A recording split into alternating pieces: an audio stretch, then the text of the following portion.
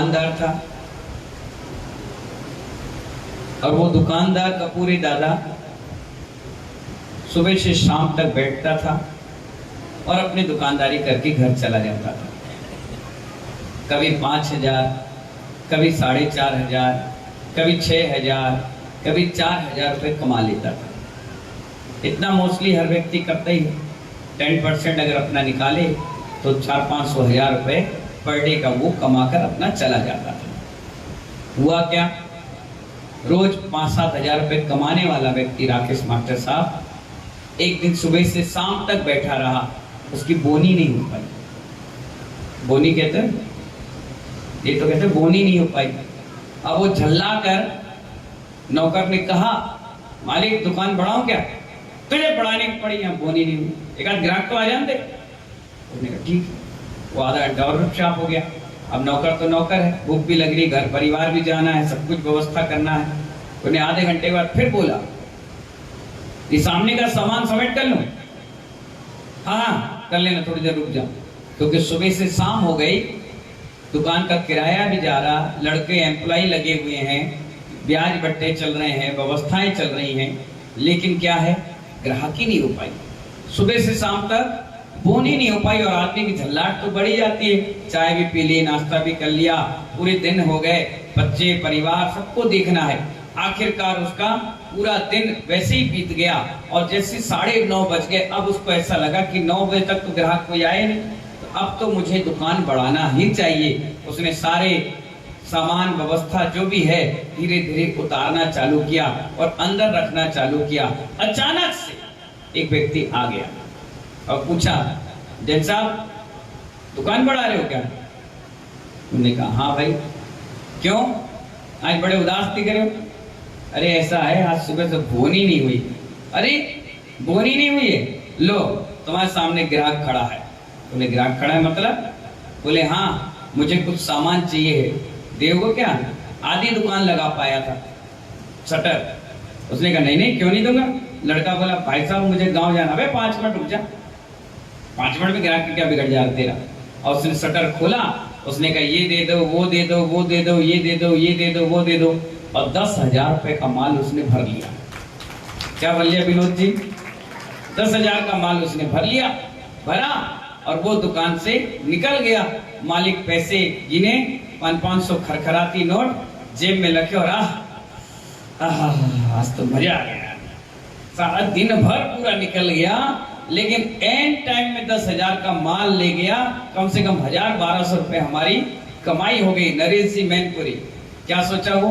10,000 कमाई हो गई। नौकर ने कहा मालिक साहब अब मैं घर जाऊं। अरे जल्दी जल्दी सामान समेट, अब तो घर जाना ही है। और वो चलाया। ये कहानी नहीं है महानुभाव, ये मैं तुम्हें अध्यात्म की ओर ले जा रहा हूं। पहले हंसाऊंगा, पहले गुदगुदाऊंगा, फिर तुम्हें आत्मा के दर्शन कराऊंगा। हंसते मुस्कुराते अपने अप्पा अप्पम्मी रो की ओर ले जाऊंगा। अब महानुभाव यही चीज आप अध्यात्म में घटित करिए। आपने माला उठाई, घर से तैयार होकर नहा धोकर के आए और माला उठाई और पहले सम्यक दर्शन ज्ञान चारित्राणी मोक्ष मार्गा बोला और पहली माला नमोकार मंत्र की पढ़ी। नमो रिहंताड़म, नमो सिद्धाड़म, नमो आयरियाड़म, नमो उवज्झायाड़म, नमो लोय सबसाउड़म। 1% मन नहीं लगा। दूसरी फेरी, तीसरी फेरी, आचार्य भगवान कह रहे हैं 108 मोती के दाने तुमने फेरते फेरते पूरा समय लगा लिया और अचानक से लास्ट के 3 मोती जो बचे थे उसमें तुम्हारा मन लग गया। आचार्य कहते हैं वो भी 3 लोक के नाथ बनने की ओर आगे कदम बढ़ा दिया। इतना बड़ा प्रभाव है सिर्फ धर्म ध्यान का महानुभाव। दिन भर बैठे रहे, बोनी नहीं हुई, मन खराब हो रहा था। और जैसे ही बोनी डबल हो गई, रोज दिन भर मेहनत करने के बाद जो कमाई होती है वो 10,000 एक बार में झटके में आ गया। आचार्य कहते हैं 3 लोक का मैदान तुमने जीत लिया। इसीलिए महानुभाव आचार्य भगवान कहते हैं ये बाहर चीजें हैं, ये तिलक लगाना, ये धोती पहनना, ये साड़ी पहनना, ये मुकुट लगाना, ये जाप करना, ये पुस्तक पकड़ पकड़ के इधर उधर नाचना, तरफ चढ़ाना, ये बाहर की चीजें हैं, अंतरंग की नहीं। क्योंकि महानुभाव तराजू पकड़ने वालों को कभी मोक्ष नहीं होता। क्या कहा मैंने?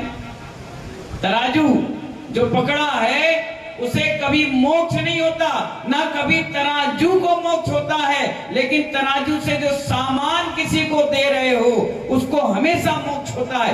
ऐसा आचार्य भगवान कहते हैं कि जो व्यक्ति माला फेर रहा है, हो सकता है उसका मन ना लग रहा हो, और जो बाहर मंदिर के खड़े होकर प्रणाम करके चला जा रहा बड़ा श्रद्धा भक्ति से, क्योंकि हमारे यहाँ सबसे महत्वपूर्ण बात बताई गई है सम्यक दर्शन। किसकी बताई गई? सम्यक दर्शन की। आचार्य भगवान कह रहे हैं यहाँ पर बहुत प्यारी बात उन्होंने बताई यहाँ पर कि आप श्रावक कहला रहे हैं, कोई मुनि कहला रहा है, कोई एलक कहला रहा है, कोई छुल्लक कहला रहा है, कोई माता जी कहला रही है, कोई छुल्लिका कहला रही है। ये सारी बाहकी लिंगों को देखकर इससे मोक्ष होने वाला नहीं है, ऐसा आचार्य कुंद कुंदेव कह रहे हैं। बाहर के इस आडंबरों को, बाहर की इस दिगंबर अवस्था को या पिछी कमंडल को देखकर या लेकर मोक्ष कभी नहीं हुआ। मोक्ष में पिछी कमंडल भी छोड़ना पड़ेगा। वहां तो इस शरीर से किंचूड़ा चरम दो देश सिद्धा एक आंसर आ गया आचार्य कुंद ने। उन्होंने कहा इस शरीर से भी छोटा एक आध प्रदेश के जो आत्मा के प्रदेश है सुंदर शुद्ध विशुद्ध परिणाम, वो ऊपर जाएंगे, बाकी सब चीज यहीं धरा रह जाएगा। उन्होंने कहा अंतरंग के परिणामों से भीतराग निर्मलता से हमारा उद्धार होगा। और जो यह सोच रहे हैं कि मैं श्रावक बन गया, क्या जो चुल्लक एलक बनते हैं ना, वो सोचते हैं पिछी मिल गई है, तो ये क्या सोचते हैं लाइसेंस मिल गया। क्या मिल गया? अब जिसको चाहे जो बोलो, जिससे चाहे जो मंगाना है मंगा लो, जिसको जो देना है दे दो। आचार्य कहते नहीं, ये मत सोचो कि मैं श्रावक बन गया, ये मत सोचो कि मैं श्राविका बन गई, और ये भी मत सोचो कि मैं मुनि बन गया, और ये भी मत सोचो कि मैं साधु बन गया, चुल्लक चुल्लिका बन गया। मैंने लिंग धारण किया है, ये जिन लिंग है, मैंने जिन लिंग धारण किया है, सिर्फ इतना ही सोचने मात्र से ना आप घर के रहोगे ना घाट के। इसलिए आचार्य कहते हैं महानुभाव, सबसे महत्वपूर्ण आपका कोई दर्शन है वो है सम्यक दर्शन। इसको धारण करने से भी कुछ नहीं होने वाला, दिन भर पकड़े रहो। ये मोर के पंख हैं, अगर इसको पकड़कर मोक्ष होता तो जितने राजस्थान में मोर नाच रहे हैं ना, वो सब पहली मोक्ष चले जाते। अगर कमंडल पकड़कर मोक्ष होता तो साउथ अफ्रीका में इसके पेड़ लगे हैं, सबसे पहले साउथ अफ्रीका के लोग मोक्ष चले जाते। अगर ये नग्न अवस्था में ही मोक्ष होता तो महानुभाव जितने जानवर हैं बिना कपड़े लगते जिंदगी बिता लेते हैं, मोक्ष हो जाते। लेकिन बाहर के परिणामों से मोक्ष नहीं होता।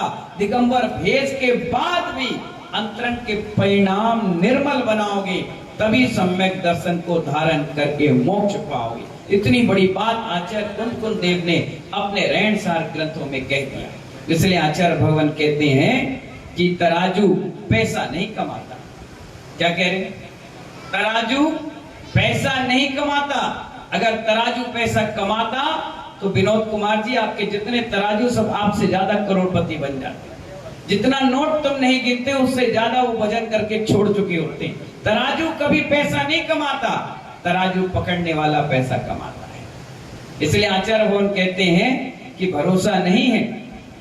बाहर की चीजें देख करके हम हर चीज को अंदाज लगा लेते हैं। कई बार आंख देखा, कानों से सुना, धोखा खा जाता है। क्या खा जाता है? एक बहुत बढ़िया उदाहरण, एक महिला पार्क में बैठी थी और उसके पीछे एक लड़का आया, एक बोतल पकड़ा हुआ था और उसके मुंह से लगा रहा। वो लेडीज उसको मना कर रही, वो बार बार मुंह से लगा रहा, कभी इधर भाग रही, कभी उधर भाग रही, कभी उधर भाग रही, कभी उधर जा रही। हमारे पवन मामा वहां से निकल रहे थे, जो क्या कर रहा है, देखो भाई महावीर ये क्या कर रहा है। महावीर भी अपने काम से जा रहा था और रुक गया। हाँ यार कुछ तो गड़बड़ है, ये है कौन महिला, इतनी गंदगी क्यों मचा के रखी है मोहल्ले में, क्या कर रही है। 4 5 8 इकट्ठे हो गए, क्योंकि आंख का देखा था ना। वो क्या कर रहा था, बोतल पकड़ा था और इस लेडीज के मुंह में लगा, कभी इधर भागे कभी उधर भागे, कभी पल्लू खींचे, कभी उसके इधर आगे ले जाए, कभी गोदी में सिर रख ले, कभी प्यार से पुचका ले। ये दृश्य देखकर बेचारे 8-10 लोग का खून खोल गए। क्या गंदगी मचा रखा। 8-10 लोग इकट्ठे पहुंच गए, क्या बना रखा है, मारे कर रहा, महिला पसंद कर रहा। महिला खड़ी हुई, अपना पल्लू सीधा करी, बोली भाई साहब आप क्यों चिल्ला रहे हो? अच्छा तू भी मिली हुई है इसके साथ, मतलब दोनों की रजामंदी से काम हो रहा है। बोले आप बात क्या कर रहे हो? बोले क्या कर रहे हो? बोतल से क्या कर रहे हो? बोलिए मेरा लड़का है। लड़का? ये बोतल से क्या कर रहे हो? बोले मेरी तबीयत खराब है, मुझसे कह रहा है कि दवाई पियो और मैं मना कर रही हूँ, इसीलिए मेरे आगे पीछे दौड़ रहा है, भाग रहा है। ये मेरा लड़का है, मैं इसकी माँ हूँ। अरे बोले यार गलती होगी, सॉरी माता जी हमसे गलती हो गई।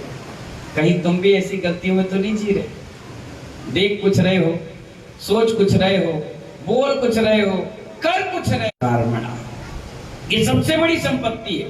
अगर यही संपत्ति उसकी दिग्भ्रत हो जाए तो उसके पास बचे ही क्या है? उसका मन नहीं हो तो वो कुछ बोल भी नहीं पाएगा, उसके वचन नहीं हो तो कुछ कर भी नहीं पाएगा, उसका ये चारित्र ना हो तो कौन उसको पूज रहा है, उसके आगे पीछे जा रहा है। ये दर्शन ज्ञान चारित्राणी मोक्ष मार्ग है। इसलिए तो आचार्य कहते हैं एक अंतिम की 3 मोती भी तुम्हारा साथ दे देगी, तुम्हें 3 लोक का विजेता बना देगी। अगर तुम्हारा 3 मोती क्या 2 मोती क्या 1 मोती के आधे मोती में भी अगर तुम्हारा मन उस नमोकार मंत्र की जाप में लग गया, इतने क्षण में भी तुम्हारा कल्याण निश्चित हो जाएगा। ये जैन दर्शन का मैथमेटिक्स है। जितना आंसर दोगे उतना नंबर आपको मिलेगा। कोई भी आ जाए आपको उस नंबर से हटाने वाला नहीं है। इसलिए आचार्य कहते हैं कि आप मन वचन का इन तीनों को एकाग्र कर लो, यही जीव की महान आत्मा बनाने में कारगारी बनेगा। हमारी महान शक्ति मन वचन और काय में है। क्या बताओ, मन गुप्ती बोला गया, वचन गुप्ती बोला गया, काय गुप्ती बोला गया, और कितना बड़ा उदाहरण राजा सैनिक के चरित्र में आया है कि रानी चेलना जब मुनियों का आहार कराने के लिए घर के आंगन पर खड़ी थी और कह रही थी, हे 3 गुप्ती के धारे मुनिराज, अत्रो अत्रो अत्रो तिष्ठो तिष्ठो तिष्ठो, तो 2-2 मुनिराज युगल युगल निकले। तो कोई मन गुप्ती का धारी नहीं था, कोई वचन गुप्ती का धारी नहीं था, कोई काय गुप्ती का धारी नहीं था, तो तीनों बार निकल गए। और एक मुनिराज आए भी तो मन वचन और काय गुप्ती के धारी थे। वो जैसी चौके में आए, पाटे पे खड़ा हुआ, खड़े होते ही उनके मन गुप्ती थी, उन्हें तुरंत दिमाग लगा लिया कि जहां मैं खड़ा हूं उसके नीचे हड्डी गड़ी हुई है। वो तुरंत लौट कर चले गए। रानी बड़ी आकुल व्याकुल हो गई कि मेरे घर पे आकर मुनिराज चले गए। वो तुरंत उनके पास गई और पूछी कि हे मुनिराज, वहीं पर हड्डी गड़ी हुई थी। तो उसके पति सैनिक राजा ने कहा, जब तुमने मेरे साधुओं को खड़ाउल तोड़ तोड़ कर खिला दिया सब्जी में, तो मैं भी तेरे मुनिराजों की परीक्षा ले रहा था, क्या उनको ज्ञान है कि नहीं है। तो देखो आज उन्होंने अपने ज्ञान से देखकर बता दिया कि इससे आहार ले रहा हूं, उनको किनारे कर दिया। अब जब 10-20 लोग बचे, आधे पूरे चले गए 90%, वो फिर आ गई, बोली महाराज ले लो, 1 गिलास तो ले लो। हमने कहा नहीं, पहले त्याग करो। तो देखिए घर ही घर के लोग थे, बोले हाँ हम पीते हैं। मैंने काय पीती हो? बोले पेट साफ नहीं होता। मैंने कहा पेट साफ नहीं होता तो बीड़ी पीने क्या मतलब? बोले आपको पता नहीं महाराज, बिना सुटका लगाए पेट नहीं साफ होता। मैंने कहा नहीं, छोड़ना पड़ेगा। बोले ठीक है अब छोड़ देंगे। मैंने कहा 80 साल की हो गई, तुम अब भी बीड़ी पीते हो? बोले बहुत सालों से पीते आ गए। मैंने कहा ठीक छोड़ो। उन्हें छोड़ दी, आहार ले लिया। आहार के बाद लोगों ने मुझसे कहा, किसने कहा आपसे मेरी माँ बीड़ी पीती? मैंने किसी ने थोड़ी ना कहा। जब साधु मन वचन का एक करता है ना, और जब साधना करता है तो उसकी आंखों में अपने आप दिखने लगता है कौन सही है और कौन गलत है, कौन सही है और कौन गलत है, कौन कितना श्रद्धा भक्ति से आ रहा है, कौन बनावटी से आ रहा है। तुम्हारा चेहरा प्याज के छिलके की तरह है।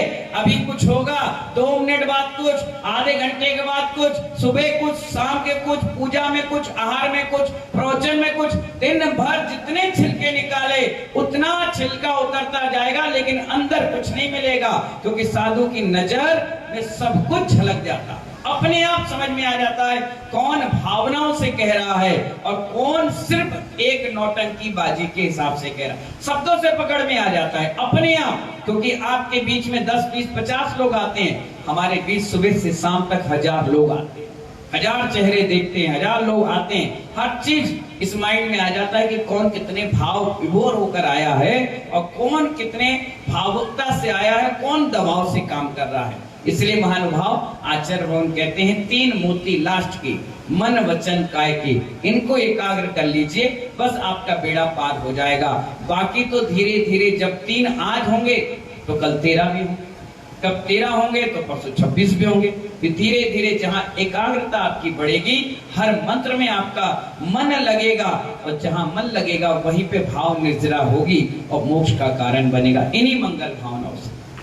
तराजू कभी पैसे नहीं कमाता, तराजू पकड़ने वाला कमाता है। इसलिए आप तराजू पकड़िए, तराजू को मत पकड़िए। इन्हीं मंगल भावनाओं के साथ जय बोले आदिनाथ भगवान की।